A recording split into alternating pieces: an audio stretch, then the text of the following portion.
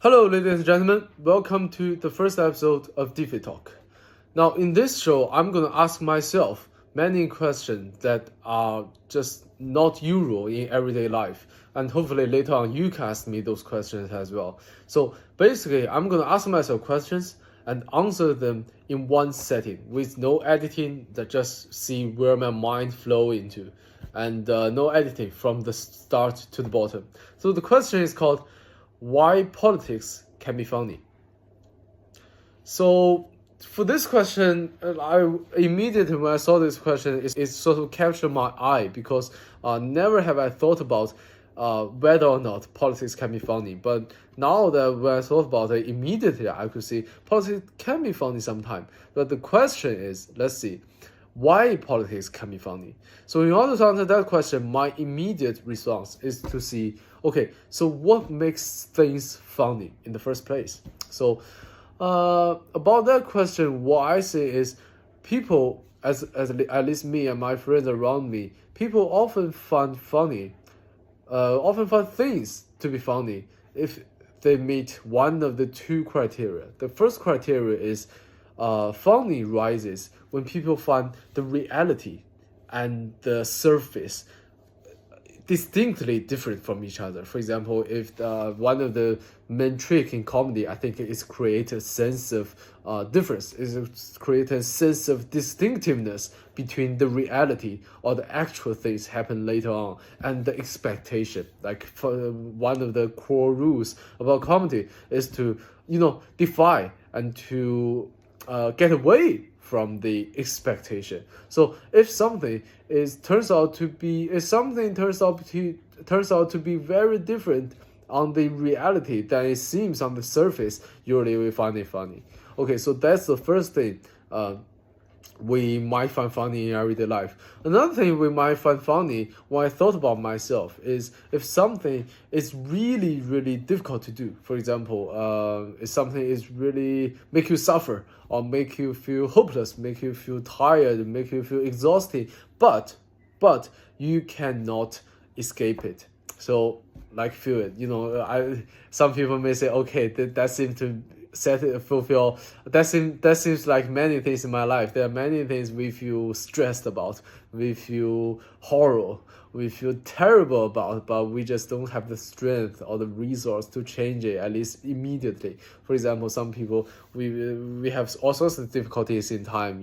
We grow older, we might be suffer from many physical illness, we lost loved ones, we suffer from interaction with other people, we suffer from work, we suffer from stress from research or school. So all those things, and some of those things we can solve with our effort, but some of those things, such as physical illness, might not be that easy even if you try to solve. So in that case, when the reality is so difficult to solve, but like you have to solve, like you face a sort of irony, like as if God put us here to suffer. Like in those cases, I found people usually turn to funny. Like usually find that funny. It's not really just a funny, but also like the irony needs some funniness to be mitigated. So that's another thing.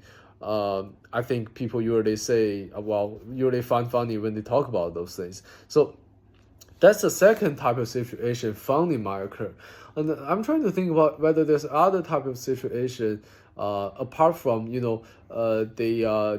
denial of expectation and the difficulty to solve to change reality.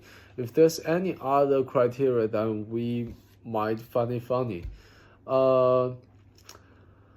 I feel like at this stage probably the two criteria will suffice. So the second step to answer this question. Okay, does politics satisfy any of these steps? Immediately I could see politics at least satisfy the first thing I said. Like so much in time we find under. I remember one of my favorite show about politics, Yes, Prime Minister. I think the introduction about that show is in politics, you usually, after you lift up a smoking screen, there is just another smoking screen.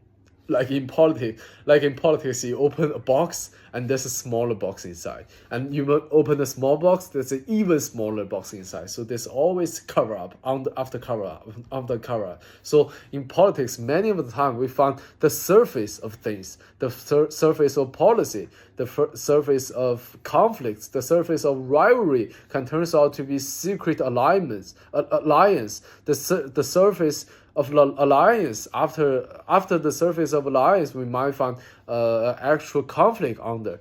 So that's those type of conflicting reality, the conflicting between reality and what reality seems to look like in the surface usually happens a lot in politics. So that's the one of the thing.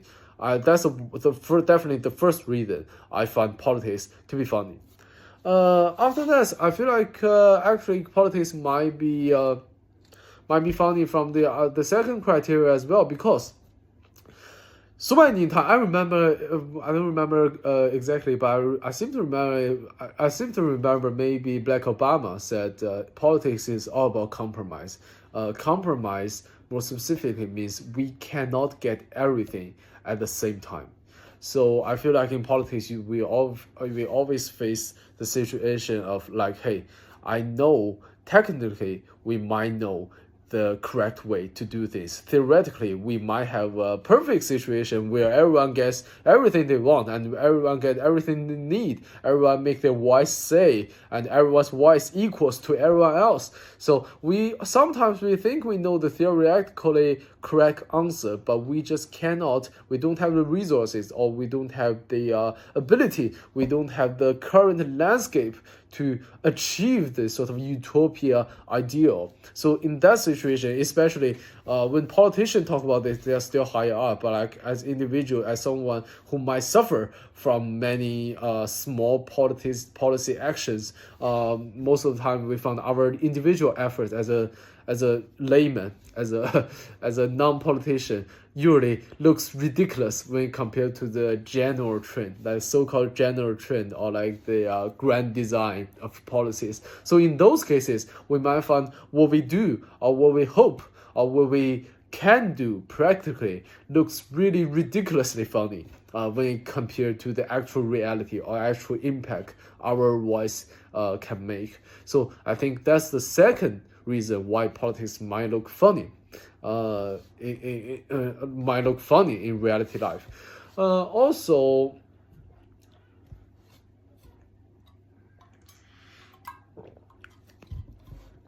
as I talk about here, actually, I think of a third reason why policy might be funny in many situations. I think about all the memes we get in politics. It's usually someone important meet another.